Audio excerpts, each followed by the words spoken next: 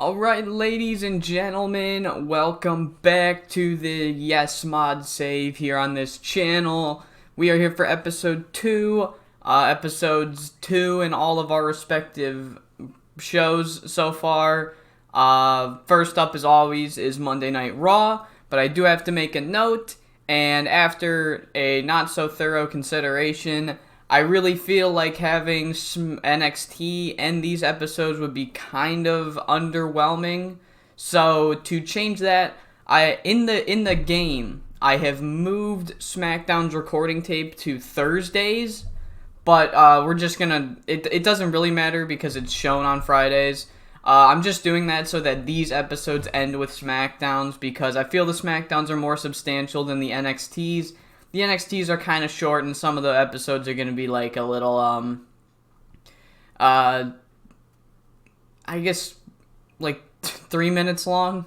So, yeah, so here on Raw, we have 2 matches pre-booked for this show. We have Cody Rhodes versus Zack Ryder, where the winner will be added to the Antonio Cesaro versus Kofi Kingston United States Championship match at Extreme Rules. And then our main event is Mark Henry and Ryback versus John Cena and Randy Orton. Both of these teams have had large, heated feuds in the past. How will they be able to coexist as partners? So let's find that out right off the bat, because we open the show with John Cena in the ring, and he calls out Randy Orton, and he's like, Orton, we both know the elephant in the room. We both know that we do not like each other. We both know that there is a lot of history between us. But tonight, we're facing our biggest rivals at this given moment, and I think it is time to put the past behind us. And Randy Orton agrees, at least for tonight. Randy Orton and John Cena will be putting their past behind them. They're both baby faces. They don't really despise each other that much anymore. Yeah, there's a lot of history, but they're willing to put the past behind them for this main event tonight. We open the show with the Bella Twins versus the Funkadactyls. The Bella Twins were doing much better because this entire game is really based around popularity. So Bella Twins are going to be doing some nice ratings for this first bit until I bury them for the more talented women on my roster. And after the match, Layla comes out and challenges the Bella Twins for a tag team match next week. The Bella Twins are like laughing at this, like, okay, who's gonna be your partner, Layla? You have like no friends. So obviously the cocky Bella Twins accept this challenge, and I would do pre-booking, but I can't because I can't exactly pre-book. Layla basically says she's going to have a partner, and I don't want to spoil it. So, not going to pre-book that. We then have the ultimate confrontation between Hollywood and the music industry. 3MB confront The Miz backstage, and they are taking this so much more seriously than anybody thought, or anybody cares, really.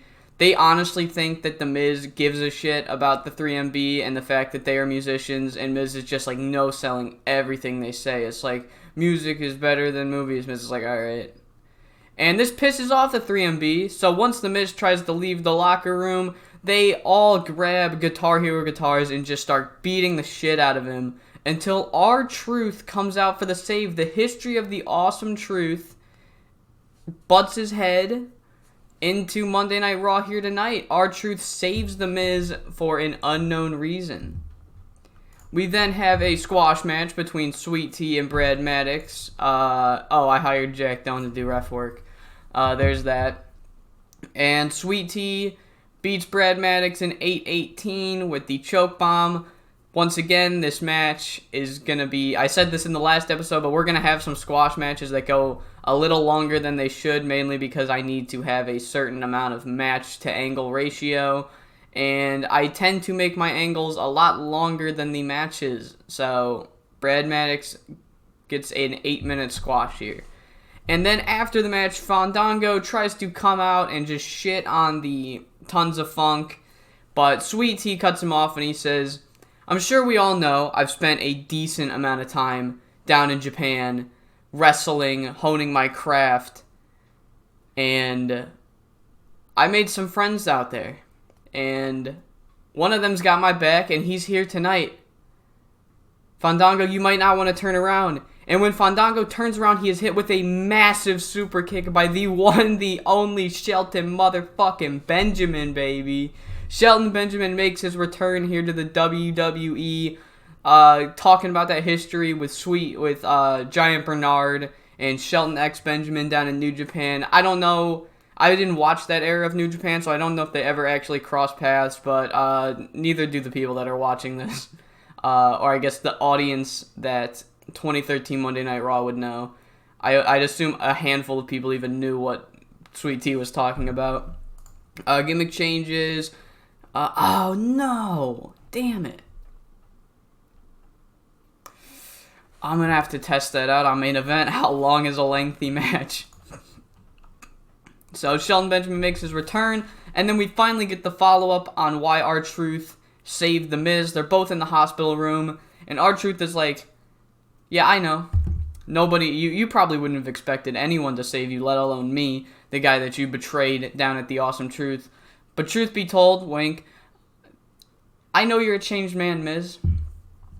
Or at least I think you are. And I saved you because I know you're a nice dude now. But I just don't know if I can keep saving you. And Miz is like, no, Truth, let me prove myself, alright? I am a changed man. I am a good dude now. Whatever that bullshit. Basically, Awesome Truth are going to have a reunion next week on Raw for The Miz to prove whether or not is he a changed man or is he still the asshole The Miz. And I don't have them as an official team, so fuck. I guess I don't have either of them as an official team. Alright. So it's going to be Heath Slater and Jinder Mahal versus The Miz and R-Truth. Will Miz turn his back on R-Truth once again? We'll have to find out next week. After that segment, we have a backstage promo from the Unified Tag Team Champions, Team Hell No. And their whole message is that they did not appreciate the Shield's hostility against them last week. So Kane is going to teach Dean Ambrose a lesson next week. And that's more of a challenge, so we gotta wait. Will the Shield accept the challenge? We're about to find out. We got a 7-minute squash match this time. Dean Ambrose beats Mason Ryan, 53 rated match. And in the end, the Shield do accept the challenge. And on the Go Home show next week, we will also see Dean Ambrose taking on one half of the Unified Tag Team Champions in Kane. So there we go. That got a 65. And we then have a match announcement where we get another match for the Go Home show. It is official. Fandango will take on Shelton Benjamin next week. So that's 4 matches pre-booked. As you know, we can't pre-book the Layla match yet. So there we go. We then get a kind of a similar promo to the opening one, except Mark Henry and Ryback are already backstage. This is a backstage promo, and instead of it being very to the point, like Mark Henry basically is like, we never had any beef. We wrestled at WrestleMania. We just both need to blow off some steam. We never had any beef. Ryback keeps saying, yeah, this is all true, but they are just constantly butting heads during this promo. They are not on the same page, clearly. We then have Antonio Cesaro burst into Triple H's office. Cesaro is furious that his rematch clause match is now a triple threat match, and Triple H doesn't really care. He's like, Cesaro, maybe you shouldn't have lost the belt in the first place. And Kofi Kingston just happens to be walking by, and he peeks his head, and he's like, hey, Cesaro, I don't know about you, but I kind of like the challenge. So, hats off to you, Cesaro. Try to get Weasel your title back, I guess. We then get Cody Rhodes versus Zack Ryder. Winner gets added to the United States Championship match, and Zack Ryder is the one that gets added. Cody Rhodes got a better performance, but Zack Ryder won. It doesn't really matter. It was so close in the end.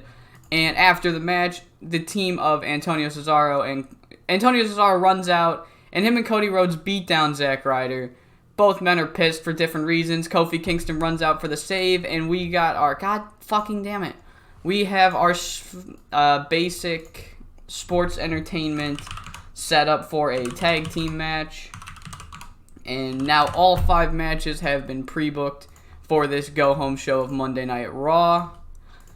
And before we can get into our main event, Triple H just makes it official. He makes the matches of John Cena versus Ryback for the WWE Championship and Randy Orton versus Mark Henry. Both of those matches have officially been announced for Extreme Rules. So,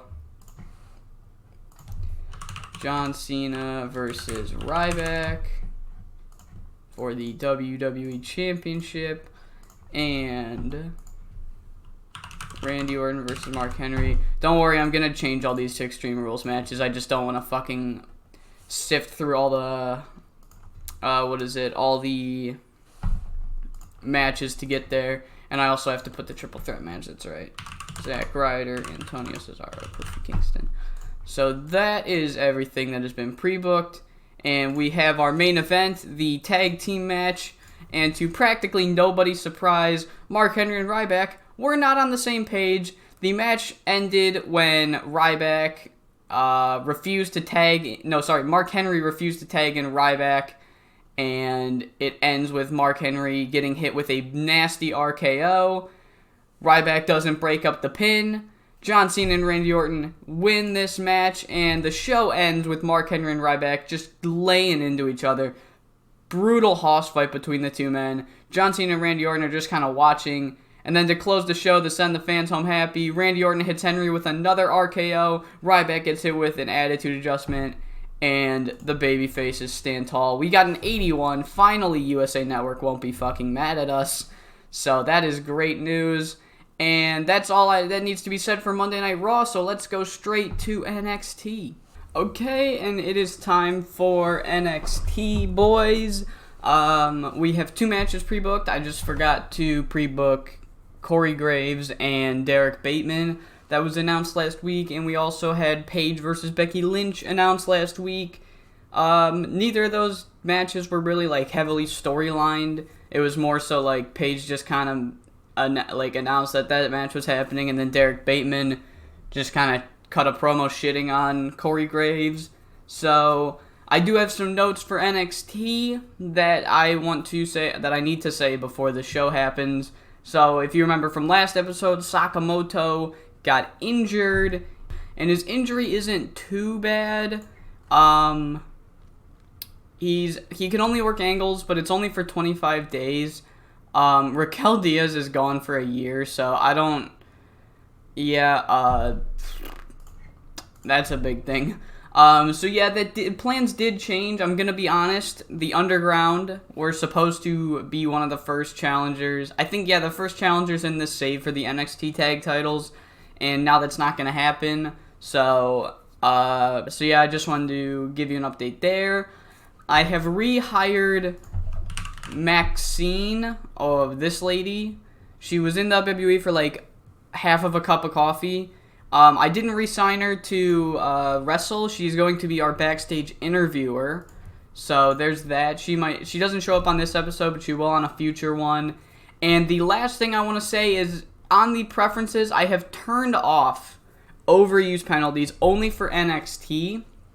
And it's because when I was booking the last episode, the majority of our roster is unimportance. And I started thinking, okay, in 2013, if you're watching NXT, you should be expecting people that you have no idea who they are to be on all the time.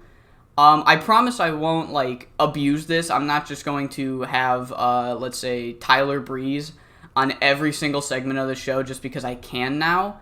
I'm still going to try to limit the unimportance, but the fact that... So the way it works is that unimportance can only be on TV for about 12 minutes, and NXT's matches need to be a little longer because the product is slightly different.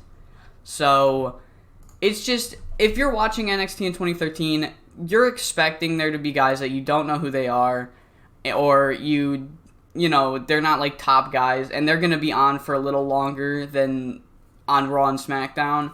So I feel like it's justified. It's only for NXT. I'm not going to do this for Raw and SmackDown. So yeah, there's that. And then Ron Simmons has taken Jason Jordan under his wing. That is Jason Ayers. He has taken Jason Jordan under his wing.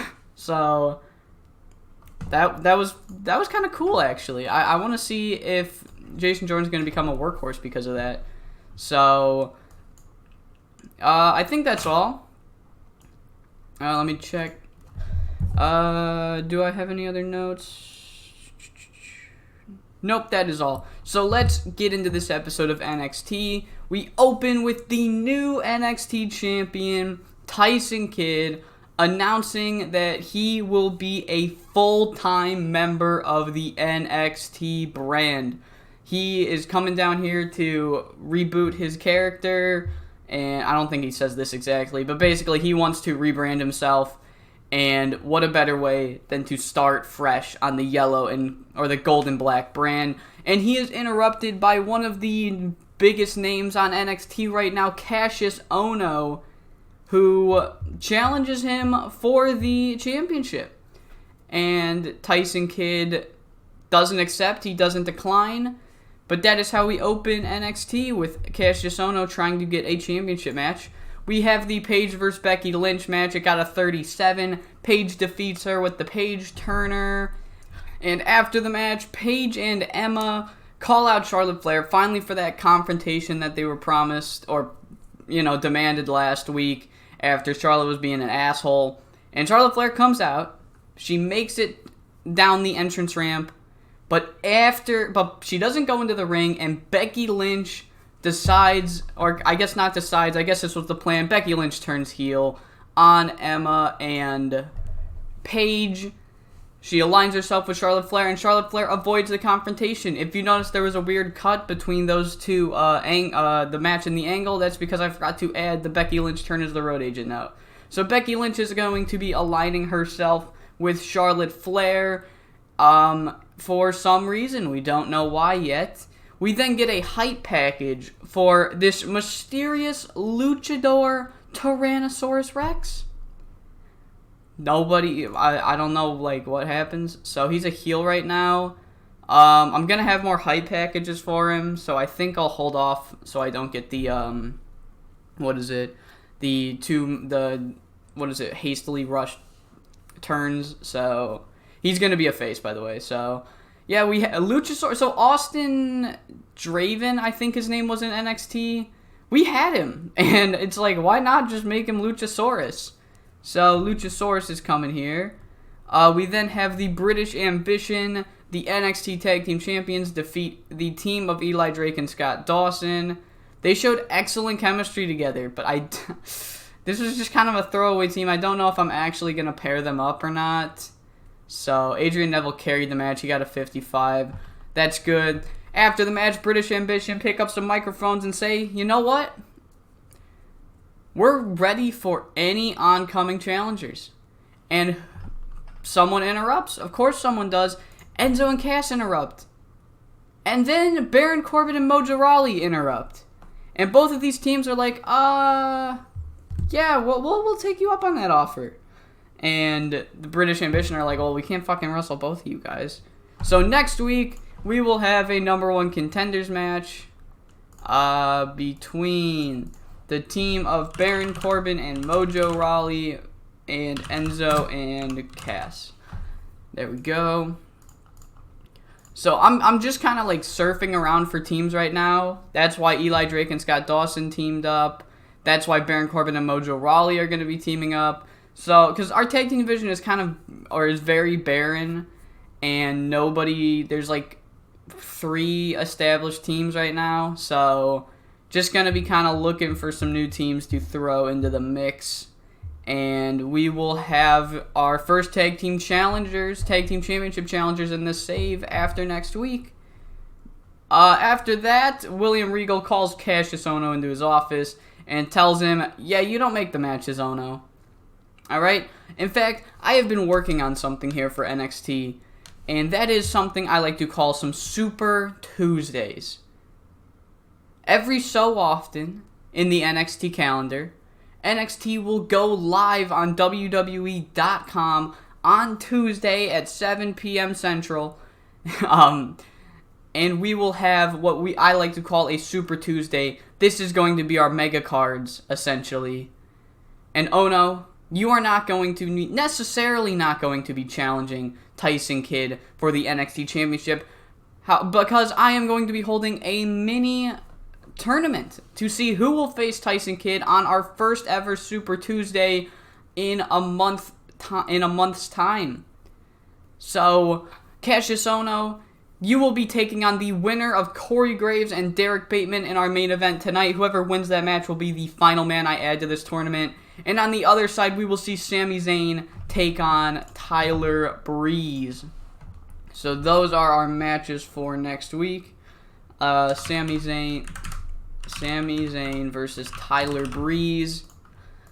And it's just a 4-man tournament to kind of have a little bit of a build to the Super Tuesday. So I saw in the comments that a lot of you guys just told me to fuck it and move takeovers. Just have them happen early. And I thought of that. I was going to do it. And then I thought of an idea of why not just do them on schedule.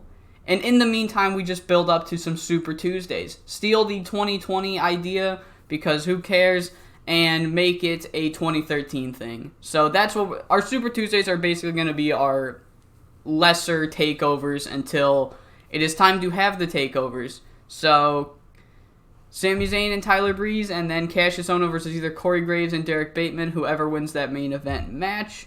And before that main event match, Sylvester Lefort gives just an injury update on Sakamoto, and he basically tells you what I told you at the start of the video. Sakamoto's going to be out for a little bit, but once he comes back, we're going straight for those tag team titles. And in our main event, Corey Graves defeats Derek Bateman. They didn't click, and it made for an awkward bout. That's fine. I don't think I'm going to run this match again anyway, because I'm going to be putting Corey Graves into the NXT title picture. So there we go. Those are the matches. Corey Graves got a 32. Derek Bateman got a 39. I think Corey Graves is going to be a little more marketable than Derek Bateman right off the bat. Maybe Derek Bateman will change him to EC3. Probably not, though. It wouldn't make sense.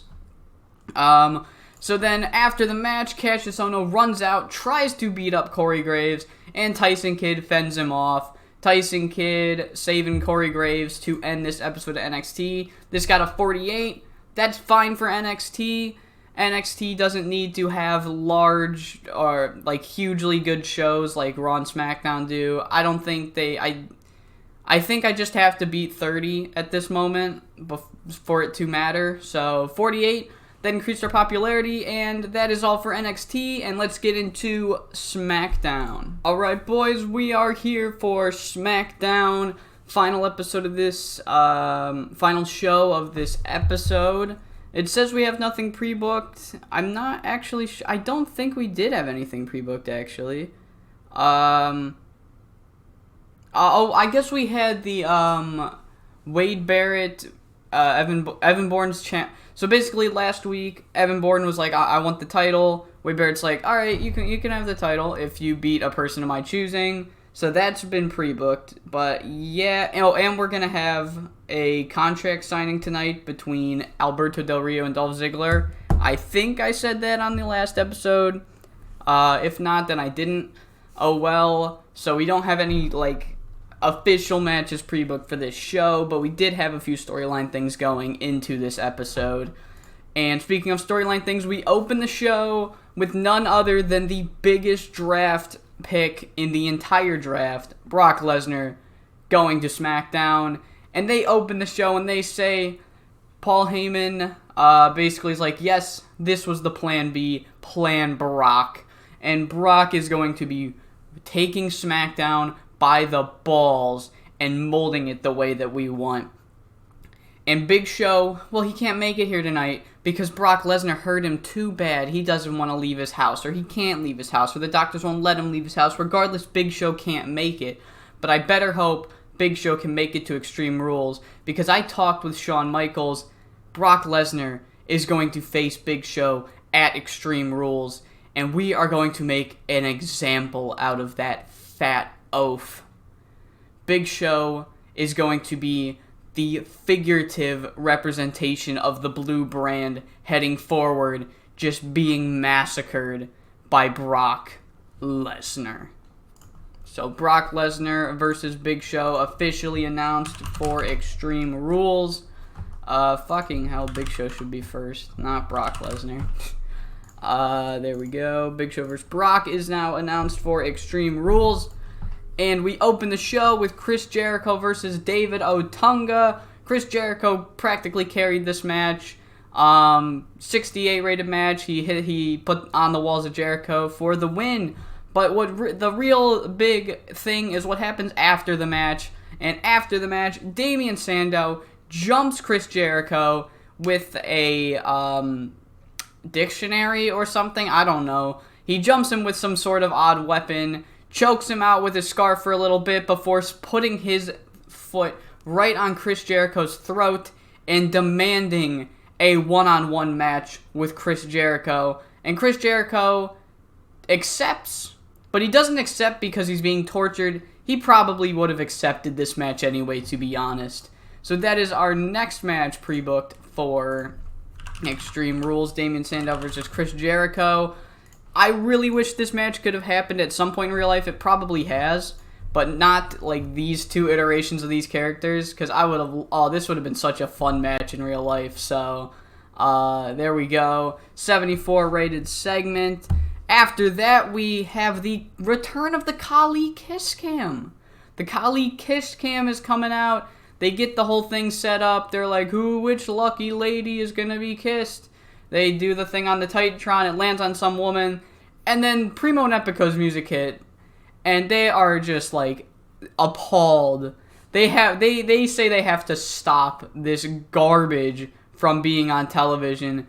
This is just disgusting. It sucks. And they challenge the Great Khali to find a tag team partner and face the Clones next week. And the Clones are like, if you can win, we'll let you do your stupid kiss cam, Khali.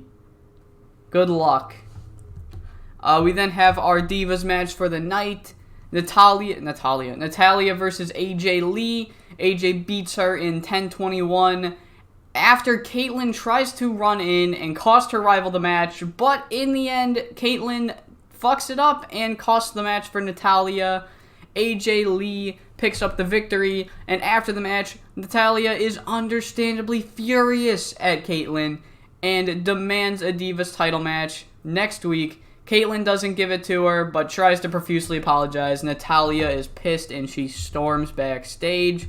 We get a Big Show promo via satellite, where he basically just says Brock is not going to like the world's largest athlete when he's angry, and the world's largest athlete is fucking pissed right now. Brock thinks that this match at Extreme Rules is going to be a cakewalk for him. I hate to break it to you, Brock, but this might be a cakewalk for me. Big words by the Big Show. We are then brought to the ring where Evan Bourne is there. Wade Barrett comes out and he announces that Evan Bourne's opponent for tonight will be Ezekiel Jackson. Wade Barrett thinks this is hilarious. He is cackling at his own pick.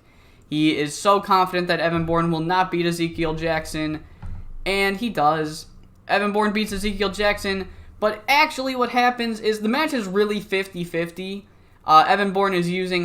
Ezekiel Jackson's using the size advantage for his gain, and Evan Bourne is using his high-flying ability to help his offense. And it's a little too close for Wade Barrett, because Wade Barrett runs in, he tries to screw Evan Bourne, and ends up screwing Ezekiel Jackson. I know we just did this gimmick with the Divas title match, but I swear to God, I wrote this feud and the Divas feud on 2 different days. So either like it was just in my head for some reason, or I don't know. This is just how I took both of these feuds.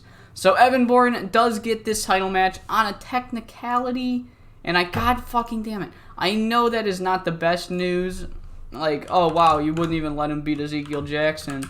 But really, all that matters right now is that Evan Bourne has got the Intercontinental Championship match. So yeah, we have that. I think that's all. So Sheamus and Jack Swagger have a head-to-head, just kind of, they butt heads leading to the main event match. Basically, anytime where I don't have the main event pre-booked, I kind of want to have some sort of explanation as to why these two are fighting. And this one is just that they don't like each other. They have history. They've both been in the WWE since around 2010. They're both world champions. Both of them are starting to fall from grace, and neither of them like each other. So they want to fight each other. And that got a 62. Shawn Michaels makes the Divas title match official. He's like, Caitlyn, you really did screw Natalya out of a, like, possible triple threat match. Like, if she beats AJ Lee, then she's really cemented her stay. You kind of screwed Natalya out of that. So you two are going to fight next week for the Divas Championship, where the winner will then take on AJ Lee at Extreme Rules. How do I keep pressing that? How many times do I have to fucking press that before I... Alright. Alright, so the Divas title match has been pre-booked. We then get Titus O'Neil versus Alberto Del Rio. 63 rated match. I still don't care about the heel turn, not going to go well, but it's whatever. After the match, Del Rio then cuts a promo basically just saying, Dolph, you better savor every moment upcoming to this contract signing, because the second that you sign that contract, it is only a matter of time before I take back my World Heavyweight Championship. That contract signing, you're basically signing the belt right back to me. Before we can get into our main event between Jack Swagger and Sheamus, Shawn Michaels announces that he is going to be bringing some new faces into the Smackdown roster. Some guys that have really, I'd say some wrestling legends. And the first one that he is going to be bringing in is Christopher Daniels. Shawn Michaels will introduces the Smackdown universe, or the WWE universe, to the Fallen Angel Christopher Daniels. I guess he's going to be Egomaniac. I forgot to change it to Fallen Angel. Oh well. So basically, this is going to be a longer promo package than most of them. Like, I made the Luchasaurus one like 2 minutes long. That's basically how long I want to have my promo or hype packages for. This one goes about 5 minutes, and it basically explains the WWE Universe, a lot of the career of Christopher Daniels. Obviously, we're not going to talk about TNA, but we do talk about a lot of his, like, how long he's been wrestling for. He's really been like a legend of the wrestling business. He's never wrestled for WWE, and now he will be. Christopher Daniels is coming to SmackDown. And in our main event match, Jack Swagger defeats Sheamus. He puts in the ankle lock, or the Patriot lock. I'm pretty sure that's the same thing. After interference from the Consequence, Xavier Woods. I also signed Bryce Remsburg to do referee work, so there's that. Xavier Woods screws out Sheamus, and why is he doing that? Well, Xavier Woods basically explains that he will not stop until he proves to the WWE Universe that he is better than Sheamus, that he is someone in this business. Like he said last week, you gotta pick a fight with a big name to make a name for yourself, and he is going to make a name for himself against Sheamus next week on SmackDown. And Sheamus just kind of like nods. They don't need to get Shawn Michaels' approval. They both want this match for next week on SmackDown. I think I have pre-booked every match that I have pre-booked. So let's get into this contract signing. The contract signing starts off pretty standardly. Just both men are cutting promos back and forth on each other. Shawn Michaels is there to mediate it. But before Dolph Ziggler signs his name, and before Alberto Del Rio can sign his name, Jack Swagger, who never really left, he kind of left and went to the ringside with Zeb Coulter. And so he interrupts the contract signing. He's basically like, all right, Shawn, I don't want to compare you to Triple H, but I don't know if you saw Raw. You see, when Adrian Neville, when Antonio Cesaro cashed in his rematch clause, Triple H made it a triple threat match because, well, how do I put it? Nobody really wants to watch the same matches over and over again. So how about this, Sean? Why don't you do the same thing? I just bested Sheamus in a one-on-one match. Alright? I think I've cemented my name for this World Heavyweight Championship. What has Alberto Del Rio done? He lost, and then he beat Titus O'Neil. No offense to Mr. O'Neil, but he hasn't exactly, let me think, won anything, really? So, you know, don't want to step on your toes, Sean, but if you don't take my advice, people might start thinking Triple H is doing better than you. And Shawn Michaels is getting manipulated by Jack Swagger's not really a, I'm sorry, that wasn't Jack Swagger that said that. That was meant to be Zeb Coulter. Basically, whatever. It's the two of them spreading that message to Shawn Michaels. And Shawn Michaels is kind of getting manipulated by Zeb Coulter over here. He's playing the low road. He uses the fact that Triple H is now his direct competitor to get under his skin, and Shawn Michaels caves in. He says, Del Rio, do not sign that contract, because next week you are going to take on Jack Swagger. And if Jack Swagger wins, he's added to the World Heavyweight Championship match. And then he leaves. And that is how we end SmackDown, with Jack Swagger versus Del Rio being pre-booked for the next show. If Jack Swagger can win, we will have a triple threat match at Extreme Rules. That got a 65, no turns, and 74. Oof. Yeah, our main event did not perform well. I know for a fact USA Network or whoever our broadcasters are going to be angry. But it's fine because I might renegotiate the time slot anyway, because getting 80 every week, at least at this point in time, is going to be way too hard. I need a few months to build up these names, to build up the pop before I can truly get like a consistent 80 rating every week. So there's that. I hope you all enjoyed this episode of the Yes Mod. Next week we will have the Go Home show, and then after that will be Extreme Rules. So yeah. Also, Super Tuesdays will not be their own episodes, since they are just another weekly episode. They are just going to be a part of the weekly episodes, and they are 2 hours long. I never mentioned that. NXT Super Tuesdays are 2 hours long instead of 1. So yeah, I hope you all enjoyed, and I hope to see you for either the next episode of the Yes Mod or the next episode of the Rebirth of Dave.